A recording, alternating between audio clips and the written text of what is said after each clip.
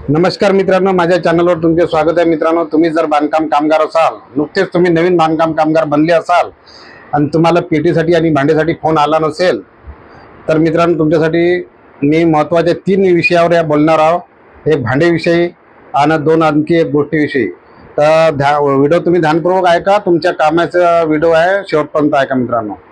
आपण मित्रांनो फालतू व्हिडिओ बनवत नाही, तुमच्या कामाचेच व्हिडिओ बनवत असतो आणि महत्त्वाचे आपण व्हिडिओ काही लांबवत नाही मित्रांनो। तर मित्रांनो तुम्ही लक्षपूर्वक ऐका मी काय काय बोलतो या विषयावर। मित्रांनो, तुम्ही नुकतेच आता नवीन बांधकाम कामगार बनले असाल आणि तुम्हाला पेटीसाठी आणि भांड्यासाठी फोन आला नसेल, तर तुम्ही तुमच्या तालुका सेतूवर जाऊन सन्या नोंदणी करून घ्या।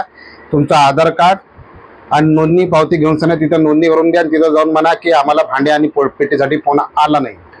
त्याच्यानंतर मित्रांनो तुम्हाला ते नोंदणी करून घेतील तालुका सेतूवाले। तुमच्या प्रत्येक गावामध्ये तालुका सेतू दिलेले आहे, ते नोंदणी करून घेतील आणि नोंदणी केल्यानंतर तुम्हाला 8 ते 10 दिवसांना किंवा दुसऱ्या तिसऱ्या दिवशी बी फोन येऊ शकतो किंवा 8 ते 10 दिवसांनी फोन येऊ शकतो।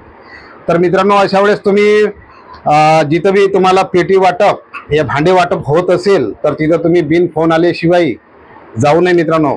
तुमचे एजंट तुम्हाला सांगतात की तुम्ही जा, पेटी सुरू झाली, भांडे वाटप सुरू झाले, तुम्ही जा। तुम्ही तिथं जाता मित्रांनो, तिथं खूप सारी अशी गर्दी होऊन जाते मित्रांनो। ज्याला फोन येते ते बी तिथं असतात, ज्याला फोन येत नाही ते तिथं असतात। त्यामुळे खूप गर्दी होते। खूप गर्दी पाहून सनी अधिकारी तिथं घोडावून खोलत नाही आणि तुम्हाला पेटी वाटप आणि भांडे वाटप होत नाही मित्रांनो। अशा वेळेस त्यांना पण मिळत नाही आणि तुम्हाला पण मिळत नाही, तुम्हाला पण परत यावं लागते। तुम्हाला त्रास होतो मित्रांनो या गोष्टीचा। तर अशा वेळेस मित्रांनो जोपर्यंत तुम्हाला फोन येत नाही, फोन आल्याच्या नंतर टोकन नंबर सांगतात तुम्हाला, Aadhaar card, ration card, mobile number, 2 photo, असे या गोष्टी तुम्हाला तिथं ओरिजिनल घेऊन जावं लागते आणि झेरॉक्स पण घेऊन जावं लागते आणि त्याचे अर्ज पण घेऊन जावं लागते मित्रांनो भरून सन्या। ते अर्ज खूप सोपी असतात मित्रांनो। भांड्याचाही अर्ज सोपी असते आणि पेटीचं पण अर्ज सोपी असते मित्रांनो। पण भांडे वाटप हे दुसऱ्या ठिकाणी होते, पेटी वाटप दुसऱ्या ठिकाणी होते।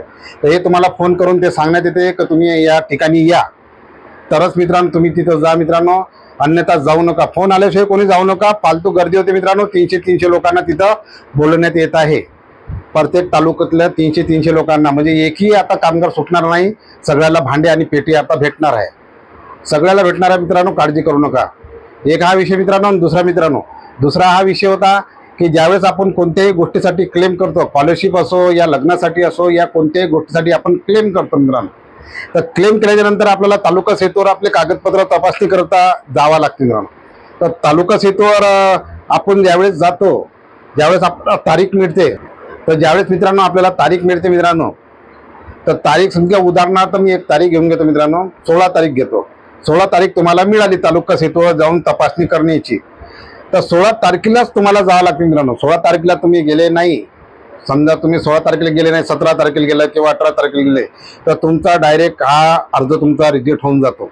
त्याच्यानंतर तुम्हाला 2-4 दिवसांनी नव्याने तुम्हाला अर्ज करावा लागतो। तर हे स्थिती आले नाही पाहिजे, याच्यासाठी तुम्हाला जे तारीख मिळते त्याच तारखेला तिथं जावं लागते। तिचे ते डॉक्युमेंट्स आपल्याला तपासणी करता आणि तिथं शिक्का आपल्याला आणावं लागते मित्रांनो। समजा उदाहरणार्थ आज 16 तारीख आहे, 16 तारीख आपल्याला मिळाली आणि 16 तारखेचा रविवार आला समजा, आता सोमवारी गेलं तर चालते मित्रांनो, परंतु सुट्टी आल्या पाहिजे, त्या दिवसाची सुट्टी आल्या पाहिजे, अन्यथा ते दुसऱ्या दिवशी फॉर्म घेत नाही। सुट्टी आली तर नाही, सुट्टी नाही आली तर घेत नाही मित्रांनो। म्हणून म्हणतो जे तारीख तुम्हाला तालुका सेतूवर तपासणीकरिता मिळाली आहे त्याच तारखेला तुम्ही जा आणि तुमचे कागदपत्र चेक करा। तर ही माहिती होती मित्रांनो। आता आपण तिसऱ्या विषयावरची माहिती घेऊया मित्रांनो। तुम्ही जर कौशल्य वृद्धी योजनेचा तुम्ही जो अर्ज केला असेल किंवा तुम्ही त्याचे ते 15 दिवसाचं ट्रेनिंग घेतलं असेल, तर मित्रांनो अशा वेळेस तुम्हाला विचार पडतो की हे 4200 रुपये आपल्याला जे योजनेमध्ये मिळतात आणि कामगारचा जो पत्र मिळतो तो कधी मिळेल आणि कधी आपल्या खात्यामध्ये पैसे पडतील।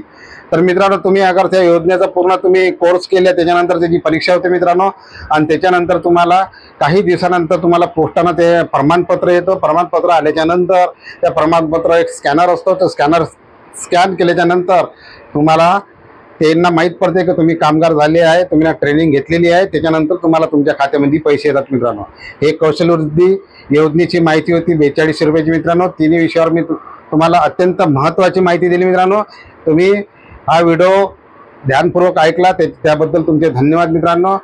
मी महत्वाचेच व्हिडिओ आणतो मित्रांनो, फालतू व्हिडिओ बनवत नाही आणि कामापुरताच व्हिडिओ बनवत असतो मित्रांनो. तुम्हाला हा व्हिडिओ आवडत असेल तर तुम्ही आपल्या चॅनलला तुम्ही सबस्क्राईब करून ठेवा. तुम्हाला आवडत असेल तर लाईक पण करा. भेटूया असेच पुढील व्हिडिओमध्ये. तोपर्यंत जय हिंद, जय महाराष्ट्र मित्रांनो.